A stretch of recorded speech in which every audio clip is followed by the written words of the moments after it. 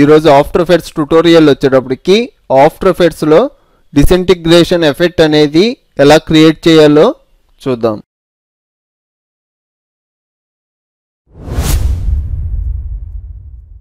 ఈ వీడియో కింద డిస్క్రిప్షన్లో ఆఫ్టర్ ఎఫెక్ట్స్, ప్రీమియర్ ప్రో అలాగే మల్టీమీడియాకి సంబంధించిన చాలా సాఫ్ట్వేర్లు ఫుల్ కోర్సులు చెప్పాను. ఒకసారి డిస్క్రిప్షన్ చెక్ చేయండి. ఈ వీడియోకి 100 లైక్స్ టార్గెట్ ఇస్తున్నాను. ఒక లైక్ చేసి మన ఛానల్ని సపోర్ట్ చేయండి. ఇంకా టాపిక్లోకి వెళ్దాం. చూడండి, ఫస్ట్ నాకు ఒక వీడియో కావాలి. ప్రాజెక్ట్ ప్యానల్లో డబుల్ క్లిక్ చేసి నాకు కావాల్సిన వీడియోని ఇంపోర్ట్ చేసుకుంటున్నాను.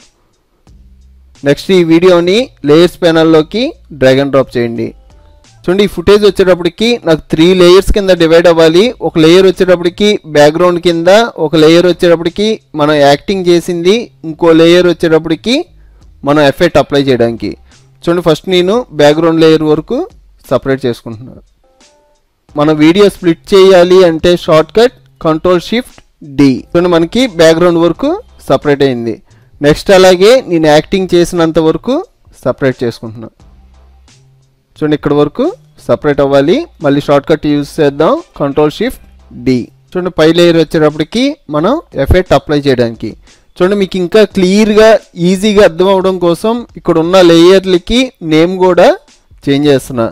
మనం లేయర్ రీనేమ్ చేయాలి అంటే లేయర్ సెలెక్ట్ చేసుకొని కీబోర్డ్లో ఎంటర్. మనకి పైన ఉన్న లేయర్ ఏంటి, మనం ఎఫెక్ట్ అప్లై చేసే లేయర్ కాబట్టి ఎఫెక్ట్ అని రీనేమ్ చేస్తున్నా. చూడండి, నెక్స్ట్ వచ్చేటప్పటికి సెకండ్ లేయర్ వచ్చేటప్పటికి మనం యాక్టింగ్ చేసిన లేయర్. దానికోసం ఆ లేయర్ సెలెక్ట్ చేసుకొని ఎంటర్, ఇక్కడ యాక్టింగ్ అని ఇస్తున్నా. మనకి ఫైనల్ లేయర్ ఏంటి, బ్యాక్గ్రౌండ్ లేయర్. ఈ లేయర్ సెలెక్ట్ చేసుకొని ఎంటర్, బ్యాక్గ్రౌండ్. నెక్స్ట్ వచ్చేటప్పటికి ఈ యాక్టింగ్ లేయర్ నాకు పైన ఉండాలి, దానికోసం పైకి డ్రాగ్ అండ్ డ్రాప్ చేస్తున్నా. చూడండి, అలాగే ఈ బ్యాక్గ్రౌండ్ లేయర్ వచ్చేటప్పటికి ఎఫెక్ట్ లేయర్ కింద ఉండాలి, కరెక్ట్గా వచ్చేలాగా సెట్ చేసుకోండి. మీకు ఒక డౌట్ రావచ్చు, ఈ ఎఫెక్ట్ లేయర్ కింద బ్యాక్గ్రౌండ్ లేయర్ దేనికి అని.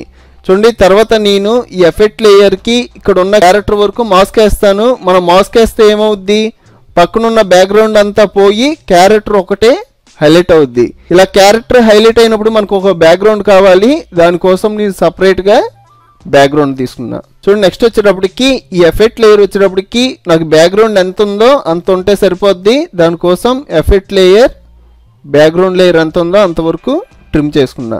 అలాగే నాకు ఈ ఎఫెక్ట్ లేయర్ వచ్చేటప్పటికి ఫ్రీజ్ ఫ్రేమ్ కింద చేంజ్ అయిపోవాలి. కరెంట్ టైం ఇండికేటర్ ఈ ఎఫెక్ట్ లేయర్లో ఉన్న ఫుటేజ్ స్టార్టింగ్లో పెట్టుకొని ఫ్రీజ్ ఫ్రేమ్ కింద చేంజ్ చేయండి. ఫ్రీజ్ ఫ్రేమ్ కింద చేంజ్ చేయాలి అంటే ఆ లేయర్ సెలెక్ట్ చేసుకొని రైట్ క్లిక్ చేసామంటే ఇక్కడ టైం అని ఉంటుంది. ఈ టైంలో ఫ్రీజ్ ఫ్రేమ్. చూడండి, ఈ లేయర్ మొత్తం నాకు ఈ ఫోజ్లో ఫ్రీజ్ ఫ్రేమ్ కింద చేంజ్ అయిపోయింది. అలాగే నాకు బ్యాక్గ్రౌండ్ లేయర్ కూడా ఫ్రీజ్ ఫ్రేమ్ కింద చేంజ్ అవ్వాలి. బ్యాక్గ్రౌండ్ లేయర్ కూడా సెలెక్ట్ చేసుకొని right click, time, freeze frame. చూడండి, ఈ 2 లేయర్స్ మనకి ఎక్స్టెండ్ అయినాయి, కొలాప్స్ చేసుకోండి. నెక్స్ట్ వచ్చేటప్పటికి beginning point, ending point use చేసి మన టైం లైన్లో ఉన్న ఫుటేజ్ టైం లైన్ మొత్తానికి సెట్ అయ్యేలాగా చేసుకుందాం. చూడండి, కరెంట్ టైం ఇండికేటర్ ఫుటేజ్ స్టార్టింగ్లో పెట్టి కీబోర్డ్లో B అంటే బిగినింగ్ పాయింట్. అలాగే కరెంట్ టైం ఇండికేటర్ ఫుటేజ్ ఎండింగ్లో పెట్టి కీబోర్డ్లో N అంటే ఎండింగ్ పాయింట్. నెక్స్ట్ పైన రైట్ క్లిక్ చేసి trim comp to work area.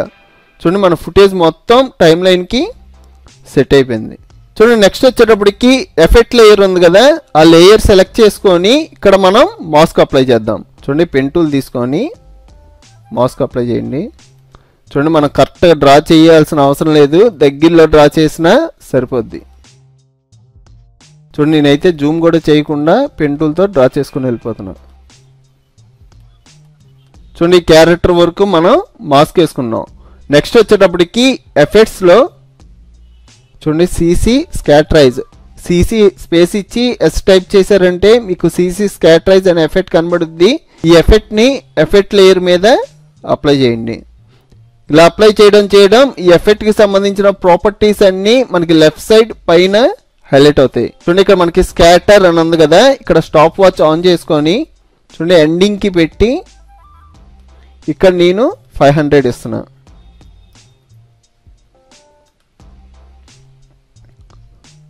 చూడండి. అలాగే మళ్ళీ నేను కరెంట్ టైం ఇండికేటర్ స్టార్టింగ్కి పెట్టుకొని దాని కిందే రైట్ ట్విస్ట్ అని ఉంటుంది, దీన్ని స్టాప్ వాచ్ కూడా ఆన్ చేయండి.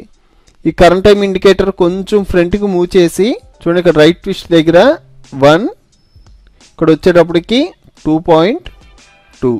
చూడండి, ఇప్పుడు దాకా మనం అప్లై చేసిన కీ ఫ్రేమ్స్ చూడాలి అంటే కీబోర్డ్లో యూ ప్రెస్ చేసామంటే కీ ఫ్రేమ్స్ అన్ని హైలైట్ అవుతాయి. చూడండి, ఈ కీ ఫ్రేమ్స్ మూవ్ చేసి మనకి ఎఫెక్ట్ కొంచెం స్పీడ్గా ప్లే అయ్యేలాగా స్లోగా ప్లే అయ్యేలాగా కూడా సెట్ చేసుకోవచ్చు. చూడండి, మళ్ళీ యూ అన్నాం అంటే నార్మల్గా బ్యాక్ వచ్చేస్తాం. చూడండి, ఇప్పుడు మనం వీడియో ప్లే చేసామంటే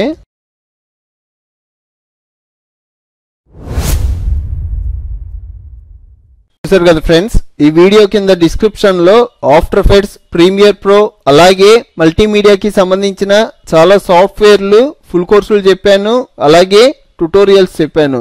ఒకసారి డిస్క్రిప్షన్ చెక్ చేయండి. ఈ వీడియో మీకు నచ్చితే ఒక లైక్ చేసి మన ఛానల్ని సపోర్ట్ చేయండి. ఫ్రెండ్స్, నెక్స్ట్ ట్యుటోరియల్లో కలుద్దాం.